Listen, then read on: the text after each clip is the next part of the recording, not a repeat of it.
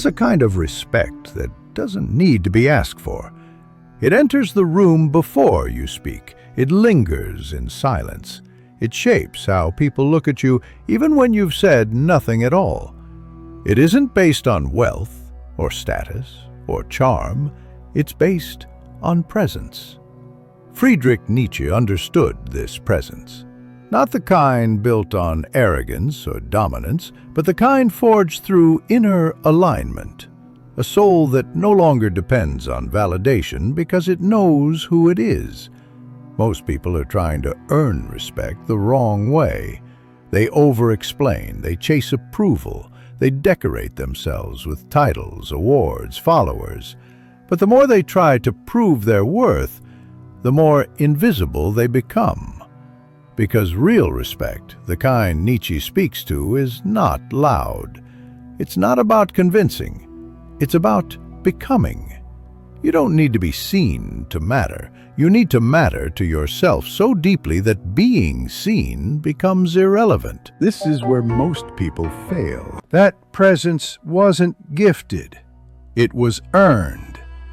Nietzsche would tell you, stop seeking permission. Stop seeking applause. Stop seeking an identity that depends on being accepted. Become so grounded in your own values, your own direction, that rejection becomes irrelevant. Not easy, irrelevant. Because when you stop needing to be liked, you become trustworthy. When you stop needing to be heard, you begin to speak with weight. When you stop proving your worth, you finally have the space to live it. Respect, then, is not a request, it's a result. It's what happens when you align your outer life with your inner reality. But here's the catch. Most people don't know what they actually value.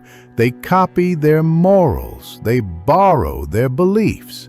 They memorize the right things to say, the right things to post, the right things to want. And deep down, they're hollow. Nietzsche called these people last men, the comfortable, the small, the ones who fear discomfort more than insignificance. And then there are the others, the few, the ones who live in defiance of ease, the ones who build a life not on consensus, but on truth. These are the people you respect, even when you don't agree with them, even when they challenge you, especially when they challenge you. Because challenge is sacred. It wakes us up. So ask yourself, do people respect me because I conform, because I entertain, because I never cause discomfort?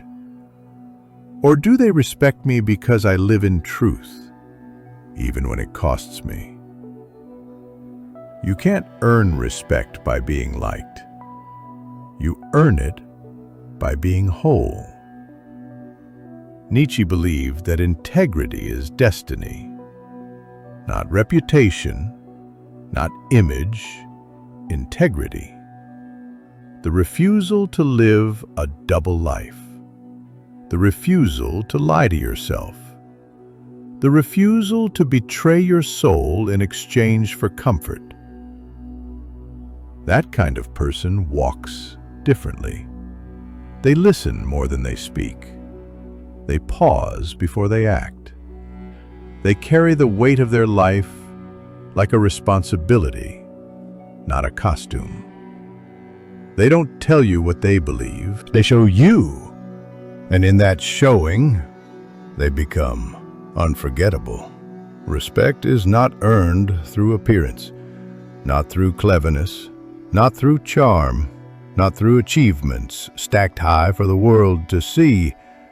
It's earned in how you carry the weight of your existence. Nietzsche didn't believe in inherited honor. He believed in tested integrity, and tests never arrive when it's convenient. They arrive when you are tired, unsure, afraid, when no one is watching. when no reward is guaranteed. He would say, that is the moment you are forged. You earn respect when you say no, not out of rebellion, but out of alignment. When you say yes, not for approval, but because your spirit insists. When you act, not for recognition, but because not acting would betray something sacred within you. Nietzsche respected the individual who did not need a witness to act with honor, because that kind of character cannot be stolen. It cannot be canceled. It cannot be manufactured. It is yours. It is earned through fire. And fire is never comfortable. This is why so many avoid the path, because it's not glamorous, it's not easy, and it demands something most aren't willing to give. Their comfort, their image, their false self. To Nietzsche, silence wasn't empty. It was a testament, a mark of someone who has stopped asking the world who they are, someone who has decided, I know who I am, and that is enough.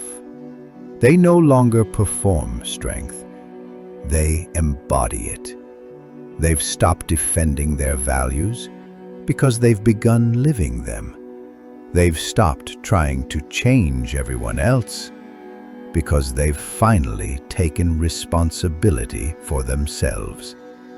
And in doing so, they've become powerful without needing to control anything at all.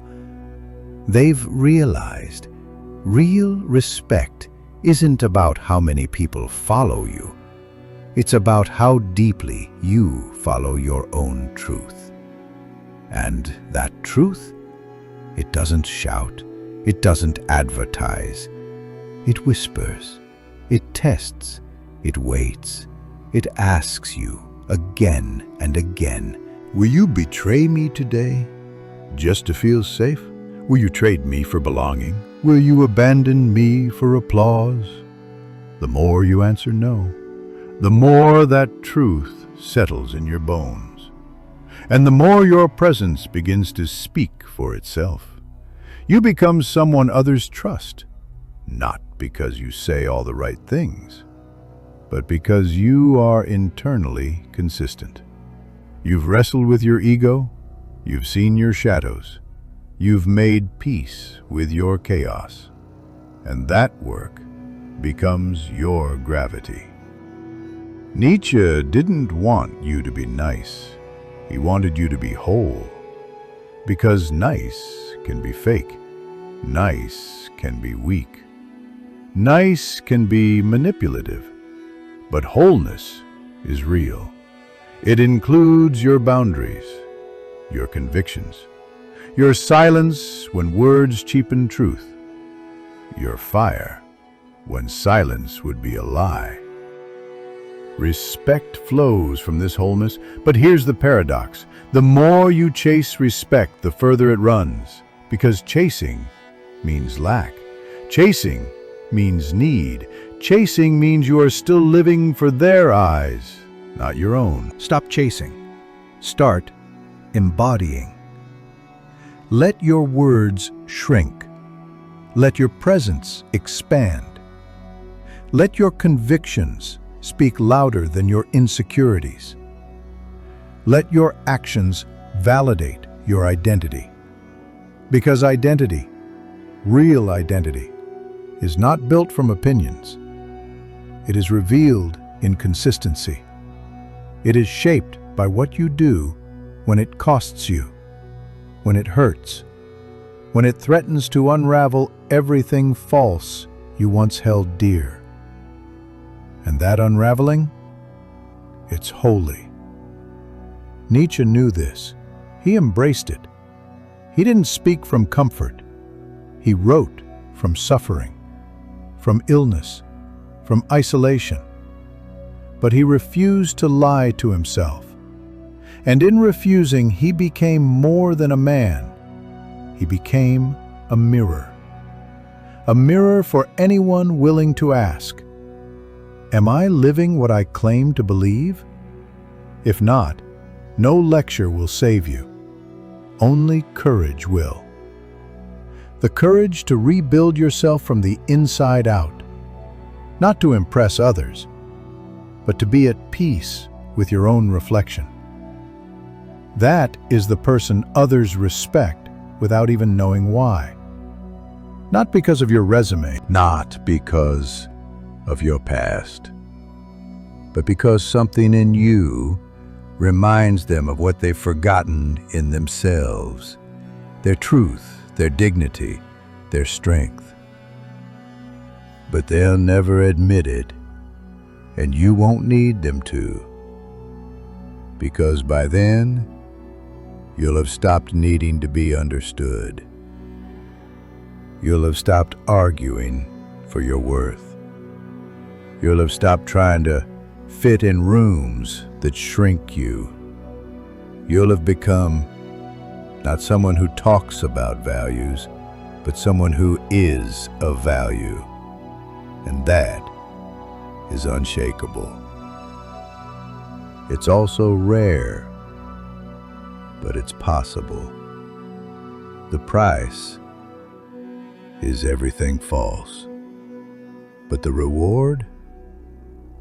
The reward is a life that no longer asks for permission, a life that walks in silence, but carries thunder, a life that changes people, not through noise, but through truth, a life that, even in solitude, echoes with respect, because you didn't beg for it. You became it. They speak of confidence while begging for attention. They claim independence while silently fearing rejection. They want power, but only the kind handed to them by others. Nietzsche believed in a different power, not the power to dominate others, but to master oneself, to confront your weakness, to take full ownership of your existence, to become someone whose life is an argument so strong it never needs to be spoken. Respect without words begins with silence, but not the silence of passivity. It is the silence of clarity. A person who has clarity about who they are does not need to defend themselves. They do not beg to be understood. They do not water themselves down to avoid conflict. They are not playing a part. They have outgrown performance. You've met someone like this. Someone who made you sit up straighter. Someone who made you rethink how you carry yourself, not because they told you to, but because something about them spoke louder than words ever could.